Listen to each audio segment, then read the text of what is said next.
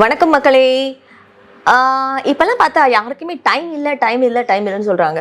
ஆனால் பார்த்தீங்கன்னா முழு நேரமும் ஃபோன்லேயே தான் இருக்காங்க. ஒரே வீட்டில் 4 பேர் உட்காந்துட்டு இருந்தால் கூட அவங்களுக்கு பேசிக்கிறதுக்கு டைம் இருக்க மாட்டேங்குது. அப்படி இல்லை, அவங்க எங்கேயாவது வெளியே போனாங்கன்னு வச்சுக்கோங்களேன், அவங்களே ஒரு ரிலாக்ஸேஷனுக்காக தான் வெளியே போகிறாங்க.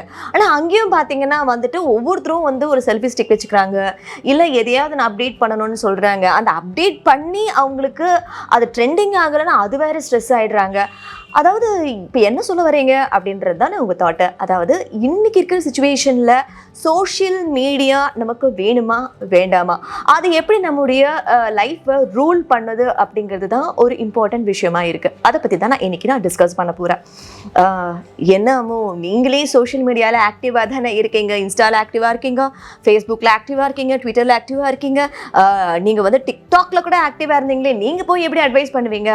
அட்வைஸ் பண்ணுறது ரொம்ப ஈஸி அப்படின்னு சொல்கிறவங்களாம் நிறைய பேர் இருக்காங்க. இன்னும் சொல்ல போனால் என்னுடைய சர்க்கிளில் இருக்கவங்களே சொல்லுவாங்க, இல்லை social media is not at all important, இல்லை சோஷியல் மீடியா இஸ் இம்பார்ட்டன்ட் அப்படின்னு சொல்லுவாங்க. இப்போ பார்த்தீங்கன்னா ஒரு 2 விதமான ஒரு ட்ரெண்ட் போய்கிட்டு இருக்கு. அதாவது சோஷியல் மீடியாவை ப்ரொடக்டிவாக யூஸ் பண்ணுற ஒரு கூட்டம் தனி, சோஷியல் மீடியாவை ஒரு ஸ்ட்ரெஸ் பஸ்டராக யூஸ் பண்ணுற கூட்டம் தனி. இன்னொரு கூட்டம் இருக்காங்க, நான் என்ன பண்ணுறது, எனக்கு வேறு வேலையே இல்லை, நான் பண்ணியே ஆகணும், இல்லை அதில் எனக்கு இருந்தால் தான் ஒரு கௌரவம் அப்படின்னு நினைக்கிற கூட்டம் இருக்காங்க. சரி, ஓகே, இப்போ சோஷியல் மீடியாவை எப்படி நான் ப்ரொடக்டிவாக யூஸ் பண்ணலாம் அப்படிங்கிற விஷயத்த இப்போ நம்ம டிஸ்கஸ் பண்ணலாம். இப்போது என்னென்னா, ஒரு சோஷியல் மீடியா அப்படிங்கிறது ஒரு நம்ம எந்த ஒரு பிளாட்ஃபார்முமே எடுத்துக்கலாம். ஈவன் வாட்ஸ்அப்பை எடுத்துக்கிட்டோம்னா கூட அதுவும் ஒரு சோஷியல் மீடியா தான். முந்தையெல்லாம் காலையில் எழுந்தோம்னு வச்சுக்கோங்களேன், என்ன பண்ணுவோம், முதல் வேலையாக அப்படியே கண்ணை ஓப்பன் பண்ண உடனே சாமி படம் இருக்கா அப்படின்னு தேடுவோம். அப்படி இல்லைன்னா கண்ணாடியை பார்க்கணும் அப்படின்னு நம்ம ஃபீல் பண்ணுவோம். இல்லைனா கழுத படம் எங்கேயாவது இருக்கா அப்படின்லாம் யோசிச்சுக்கிட்டு இருப்போம். இல்லை கையை பார்த்து ஓப்பன் பண்ணுவோம். ஆனால் இப்போ இருக்கிற ஒரு ட்ரெண்ட் என்ன தெரியுமா? ஏன்னா முதல்ல கிளாக்கே வீட்டில் மாட்டுறது கிடையாது, கடிகாரத்தை பார்க்கவே முடியறது கிடையாது. அதனால் டைமை பார்க்கணும் அப்படிங்கிற முதல் விஷயத்துக்காக ஃபோனை எடுக்கிறோம். அடுத்த விஷயம் என்னென்னா வந்துட்டு அலாரம் வைக்கிறது அதில் தான். ஸோ அலாரம் ஆஃப் பண்ணுறதுக்காக ஃபோன் எடுக்கிறோம். எப்படியெல்லாம் ட்ரிக்கியாக அந்த ஃபோன் கூட நம்ம அடிக்ட் ஆகணும் அப்படிங்கிறதுக்காக நம்ம இந்த மாதிரி ஆக்கிரமிச்சு வச்சுருக்காங்கன்னு பாருங்களேன். அதாவது கிளாக் இருந்துச்சுன்னா கிளாக்கை பார்க்க போகிறோம், அலாரம் பீஸ் வாங்கி வச்சுருந்தோம்னா அலாரம் பீஸ் ஆஃப் பண்ண போகிறோம். அதை விட்டுட்டு ஃபோனில் அலாரம் வைக்கிறதுனால தான் நம்ம ஃபோன் எடுக்க வேண்டியதாக இருக்குது. சரி, எடுத்தோமே, நம்ம வந்துட்டு டைமை பார்த்தோம், இல்லை அலாரம் ஆஃப் பண்ணோம் அப்படின்னு இருக்குமா? இல்லவே இல்லை. உடனே என்ன பண்ணுறோம், ஃபோன் எடுத்துகிட்டு சரி ஓகே யாரெல்லாம் எனக்கு மெசேஜ் பண்ணியிருக்காங்க அப்படின்னு காலையில் நம்ம எழுந்துக்கிறதே ஒரு 7, 7:30, 8 மணி. அந்த சமயத்தில் எடுத்து பார்க்க வேண்டியது 10 மணிக்கு மீட்டிங் இருக்கும். ஓகே, அவங்க உடனே வந்து பார்க்க ஆரம்பித்தாங்கன்னா ஓகே எனக்கு இவங்க மெசேஜ் போட்டாங்க, ஓகே இவங்க பார்த்துட்டாங்க, ஓகே. ஆனால் இவங்க மனசுக்குள்ள எனக்கு இவங்கெல்லாம் மெசேஜ் போடணும் அப்படின்னு ஒரு ஆசை இருந்துக்கிட்டே இருக்கும். என்னடா இது இன்னும் மெசேஜ் வரலைன்னு சொல்லிட்டு அவங்களுக்கு ரிப்ளை பண்ணுறது, அவங்க ஸ்டேட்டஸை போய் பார்க்குறது, இப்படி 1008 விஷயங்கள் உள்ளுக்குள்ளே போய்கிட்டே இருக்கும். இப்போ நான் பேசிகிட்டு இருக்கிறது வாட்ஸ்அப் விஷயம் மட்டும்தாங்க. ஸோ வாட்ஸ்அப்புக்கே இந்த கோலம் இருக்கும். இது பத்தாதுன்னு வாட்ஸ்அப்பில் ஒரு ஸ்மைலி அனுப்பிட்டா அதுக்கு ஒரு அர்த்தம், அதுக்கு ஒரு எமோஜி அனுப்பிட்டா அது ஒரு அர்த்தம், இல்லை ஒரு குட் மார்னிங் அப்படிங்கிறதுக்கு ஜிஎம் அப்படின்னு அனுப்பிட்டா அதுக்கு ஒரு அர்த்தம், இல்லை குட் மார்னிங் ஒரு ஸ்மைலிங்கோடு போட்டுட்டா அதுக்கு ஒரு அர்த்தம். இப்படி பல விஷயம் காலையிலேயே வந்து டென்ஷன் ஆரம்பிச்சிடும், ஒரே டென்ஷன். அந்த நேரம் பார்த்து அம்மா கூப்பிட வேண்டியது வந்துட்டு, என்னப்பா இன்னும் எழுந்துக்கலையா, 10 மணிக்கு, மா சும்மாருமா இன்னும் 2 மணி நேரம் இருக்கே அப்படின்னு. என்னன்னா அவங்க எழுந்தது காலையில் 8 மணிக்கு தான். ஆனால் அவங்க 10 மணி ஆனதுங்கிறது விஷயம் தெரியாத அளவுக்கு அந்த ஃபோனுக்குள்ளேயே ஊறி இருப்பாங்க. அதில் வேற சொல்லியிருப்பாங்க மீட்டிங்க்கு, சார் நான் வந்துடுறேன் சார் அப்படின்னு சொல்லியிருப்பாங்க. அது ரொம்ப இம்பார்ட்டன்ட் மீட்டிங்காகவும் இருக்கும். ஆனால் அவங்களுக்கே தெரியாது, ஏன்னா அந்த அளவுக்கு வாட்ஸ்அப் அவங்கள ஆக்கிரமிச்சிருக்கோம். சரி, ஓகே, இந்த வாட்ஸ்அப் அப்படிங்கிற ஒரு விஷயத்துலேருந்து எப்படி கொஞ்சம் ரிலாக்ஸாக இருக்கிறது, நீங்களே வந்துட்டு கொஞ்சம் யோசிச்சு பாருங்களேன். வாட்ஸ்அப் வந்து இம்பார்ட்டன்ட் இல்லைன்னு சொல்ல வரல, உங்களுக்கு அது இம்பார்ட்டண்ட்டாக இருக்கும். ஆனால் முடிஞ்ச வரைக்கும் காலையில் எழுந்துக்கிறீங்களா, முதல்ல நீங்கள் செய்ய வேண்டிய விஷயம் கண்ணை திறந்து பாருங்கள். ஏன்னா கண்ணு அப்படிங்கிறது டாக்டர்ஸே என்ன சொல்கிறாங்க, நீங்கள் வந்துட்டு தொடர்ந்து ஒரு வெளிச்சமான விஷயத்தை பார்த்துக்கிட்டே இருக்கீங்கன்னா உங்கள் கண்ணு ரொம்ப ஸ்ட்ரெஸ் ஆகிடும், ரொம்ப ஸ்ட்ரெயின் ஆகிடும் அப்படின்னு சொல்கிறாங்க. ஸோ உங்கள் கண்ணை வந்து ரொம்பவே ஃபோக்கஸ் பண்ணி நீங்கள் ஒரே இடத்துல ஃபோன்லேயே வச்சுக்கிட்டு இருந்தீங்கன்னா அது ரொம்பவே கஷ்டமாயிடும். So don't do that. முதல்ல லைட் வந்து ரொம்ப மெதுவான லைட் இருக்கும். ஏன்னா நைட் வந்து ஆஃப் பண்ணிட்டு வெறும் உங்களுக்கு என்ன சொல்கிறது நைட் லேம்ப் மட்டும்தான் போட்டு நம்ம தூங்குறோம். ஸோ அந்த நைட் லேம்ப் அளவு தான் நம்ம கண்ணுடைய அந்த கெப்பாசிட்டி இருக்கும்.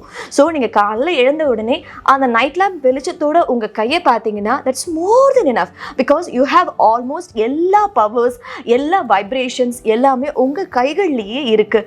ஸோ உங்கள் கைகளை பார்த்தீங்கன்னா ரொம்ப ஹாப்பி. இல்லை சாமி படம் பார்க்கணுன்னு ஆசைப்பட்டீங்கனாலும் சாமி படத்தை பார்க்கலாம், இல்லை உங்கள் அம்மாவோட முகத்தை பார்க்கணுன்னு பார்த்தாலும் ஓகே, இல்லை உங்கள் பொண்டாடி முகத்தை பார்க்கணுன்னாலும் ஓகே. ஆனால் ஃபோனில் பார்க்காதீங்க, நேரில் பாருங்கள். இதுதான் அடுத்தது என்ன பண்ணணும். நீங்கள் வந்து ஸ்ட்ரெயிட்டாக போயிட்டு உங்கள் வீட்டு வாசலில் சன்லைட்டை பார்க்க தெரிஞ்சவங்க, இல்லை சன்ரைஸ் பார்க்குறது ஹேபிட் இருந்ததுன்னா வெளியே போயிட்டு அந்த வெளிச்சத்துக்கிட்ட உங்கள் கண்களை காட்டுங்க. அந்த வெளிச்சத்தை பார்க்கும்போது அந்த வெளிச்சம் கண்ணுக்கு போகும்போது கண்ணுக்கு ரொம்ப ரொம்ப நல்லதாக இருக்கும். அதுக்கப்புறம் கொஞ்சம் ரிலாக்ஸ் பண்ணுங்களேன். உங்களுக்கு பிடிச்சது சாண்டிங் போடுங்க. வீட்டில் ஒரு ஓம் சவுண்டோ, இல்லை உங்களுக்கு என்ன பிடிக்குமோ, இல்லை ஒரு சாஃப்ட் மியூசிக்கோ இன்ஸ்ட்ருமெண்டலோ போட்டு முதல்ல உங்கள் மைண்டை ஒரு கண்ட்ரோலுக்கு கொண்டு வாங்க. ஒரு ஒரு ஒரு 10 to 15 minutes ஆகுங்க. ஏன்னா நம்ம இது வரைக்கும் தூங்கிட்டு இருக்கோம். ஸ்ட்ரெஸ் எல்லாம் மறந்து ரிலாக்ஸாக தூங்கி காலையில் எழுந்த உடனே ஃபோனை பார்த்து அதில் ஒரு டென்ஷனை ஏற்றிக்கிட்டு அந்த டே எப்படி போகுதுன்னு தெரியாத அளவுக்கு போயிட்டு இருக்கோம். சரி, எதனால டென்ஷன் வந்தது அப்படின்னு நம்ம ஆராய்ஞ்சு பார்த்தோம்னா ஒரு சின்ன எமோஜியால் வந்த விஷயம், இல்லை ரிப்ளை வரலையே அப்படிங்கிற ஒரு ஆதங்கம்.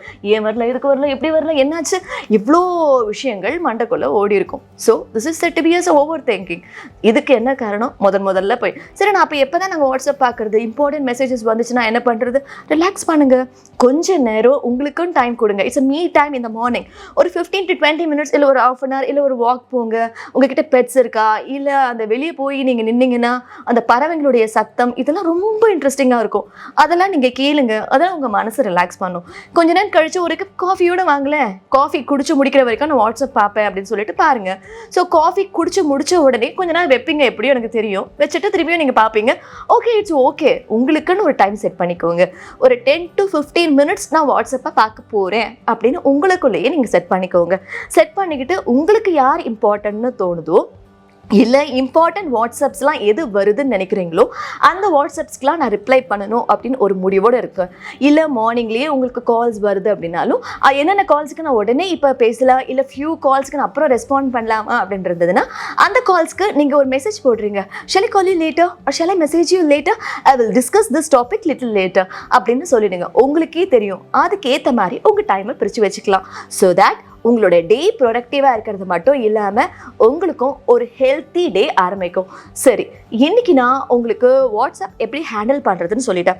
அதே மாதிரி இன்னொரு விஷயமும் சொல்கிறேனே, நீங்கள் நைட்டு படுக்க போகும்போதும் ரொம்ப ஸ்ட்ரெஸ் எடுத்துக்கக்கூடாது அப்படின்னா நீங்கள் எந்த ஒரு விஷயத்தை இப்போ ஏதாவது ஒரு விஷயத்தை டிஸ்கஸ் பண்ணணும் அப்படின்னாலும் நீங்கள் தூங்க போகிறதுக்கு ஒரு 1 hourக்கு முன்னாடியே டிஸ்கஸ் பண்ணி முடிச்சிருங்க. அதுக்கப்புறம் ஒவ்வொரு வாட்டியும் ஃபோன் எடுத்து பார்த்துக்கிற விஷயம் நீங்கள் பண்ணாதீங்க. அண்ட் ஒன் மோர் திங், நீங்கள் எல்லா விஷயத்துலேருந்தும் கொஞ்சம் ரிலாக்ஸாக இருக்கணும்னா முதல்ல உங்கள் பெட்ரூமில் ஒரு வால் கிளாக்கை மாட்டி வைங்க. அடுத்தது ஒரு அலாரம் பீஸ் இப்போ காணாமல் போய்கிட்டே இருக்கு. அலாரம் பீஸ் வாங்கி வைங்க. Don't keep alarm in your phone. ஏன்னா நீங்கள் அலாரம் ஃபோனில் வைக்கும்போது சில நேரத்தில் உங்களுடைய அந்த டேட்டா வந்து டோட்டலாக வந்து நிறைய சார்ஜ் எடுத்து சில நேரங்களில் ஆஃப் ஆகிடும் ஃபோனே. அதனால் நீங்கள் அலாரம் மிஸ் பண்ணுவீங்க. ஒன்று. ரெண்டாவது விஷயம், அலாரம் அடிக்கும்போது உங்களுக்கு எல்லாமே ஃபோனில் அடிக்கிறதுனால ஃபோனில் என்னென்ன வேலை பண்ணணும் அப்படிங்கிற விஷயம் உடனே ஞாபகத்துக்கு வந்துக்கிட்டே இருக்கும். ஸோ ஆட்டோமேட்டிக்காக நம்ம கை ஃபோனை தான் எடுக்க போகும். ஸோ ப்ளீஸ் முதல்ல ஒரு வீட்டில் ஒரு கிளாக்கை வாங்கி மாட்டுங்க. தென் அலாரம் பீஸ் நீங்கள் வாங்கி வைங்க. தென் நீங்கள் இந்த ஹேபிட்டை ஒரு முடிஞ்சது யூ கீப் ஒரு 21 days ஃபாலோ பண்ண முடியுதான்னு பாருங்கள். அப்படி 21 days உங்களால் ஃபாலோ பண்ண முடியுதா, தென் எக்ஸ்டெண்ட் அப் டு 48 days. அப்புறம் உங்களுக்கு ஒரு ஹேபிட்டாக மாறிடும். இந்த மாதிரி ஃபாலோ பண்ணி பாருங்களேன். அப்புறம் உங்களுக்கு எப்படியெல்லாம் லைஃப் மாறும்னு உங்களுக்கே தெரியும். ஓகே, இன்னைக்கு இதை பற்றி டிஸ்கஸ் பண்ணியாச்சு. இன்னும் நிறைய விஷயங்களை இன்னும் வரப்போகிற எபிசோட்ஸில் பார்க்கலாம்.